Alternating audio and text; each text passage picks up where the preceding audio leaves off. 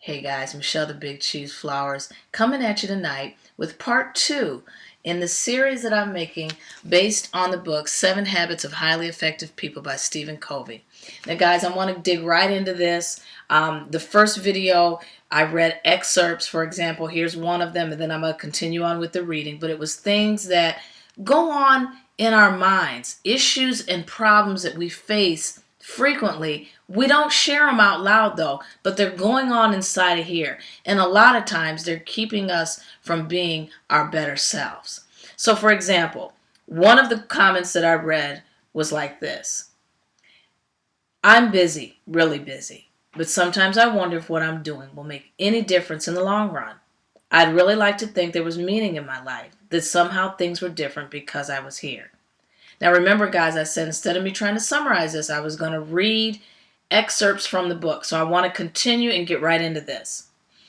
These are deep problems, painful problems, problems that quick fix approaches can't solve. A few years ago, my wife Sandra and I were struggling with this kind of concern. One of our sons was having a very difficult time in school. He was doing poorly academically. He didn't even know how to follow the instructions on the tests, let alone do well on them. Socially, he was immature, often embarrassing those closest to him. Athletically, he was small, skinny, and uncoordinated.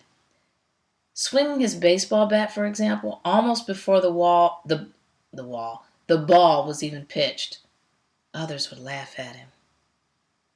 Sandra and I were consumed with a desire to help him. We felt that if success were important in any area of life, it was supremely important in our role as parents.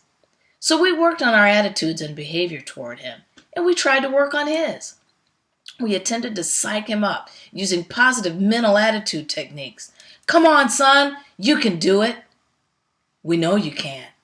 Put your hands a little higher on the bat and keep your eye on the ball. Don't swing till it gets close to you. And if he did a little better, we would go to great lengths to reinforce him. That's good, son. Keep it up. When others laughed, we reprimanded them. Leave him alone. Get off his back. He's just learning. And our son would cry and insist that he'd never be any good and that he didn't like baseball anymore. Nothing we did seemed to help, and we were really worried. We could see the effect this was having on his self-esteem. We tried to be encouraging and helpful and positive, but after repeated failure, we finally drew back and tried to look at the situation on a different level.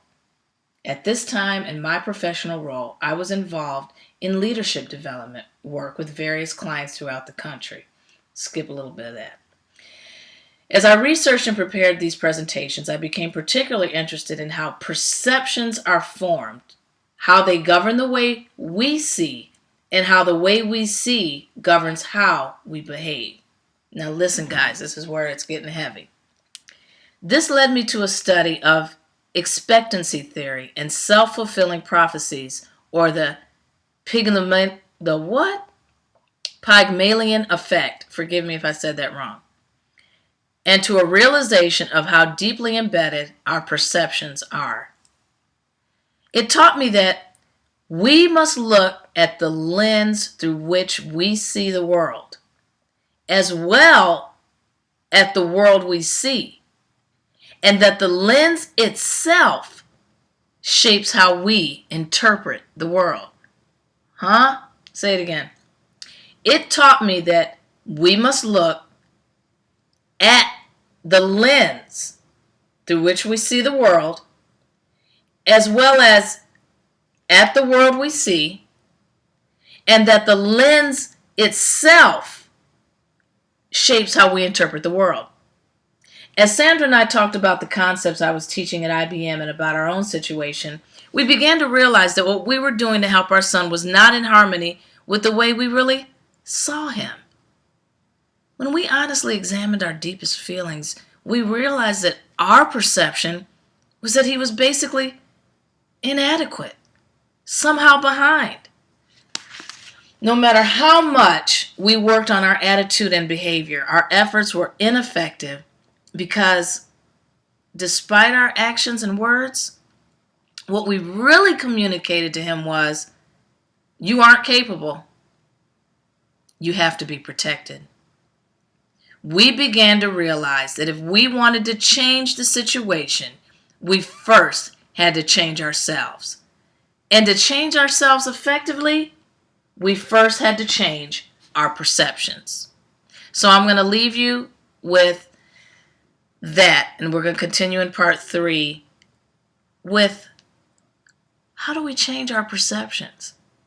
And I want you to think about what I just read.